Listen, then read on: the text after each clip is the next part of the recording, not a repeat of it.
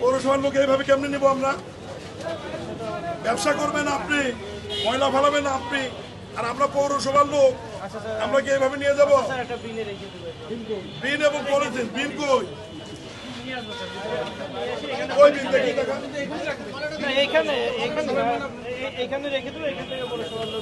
আপনি যেটা করবেন আমি বলি, ময়লাটা এভাবে রাখবেন না। আপনি সারা দিনের ময়লাটা দোকান বন্ধ করে আগে পলিথিনের মধ্যে ভরাবেন, পলিথিনের মুখটা গিট্টু দিয়ে এখানে রাখবেন, আমাদের লোক নিয়ে যাবেন। এটার জন্য আপনার কোনো পানিশমেন্ট হওয়ার প্রয়োজন কিনা? আমরা সচেতন না, এখন থেকে সচেতন হওয়া উচিত। কি করবো তাহলে বলেন? এখন স্যার একটা সুযোগ দিতে হবে। পাশের দোকানে অপরাধ বেশি ছিল, 5,000 টাকা জরিমানা করছি, 1 মাসে জেল হওয়ার কথা ছিল, জেল দেওয়া হয়নি। ম্যাজিস্ট্রেট সাহেব কই?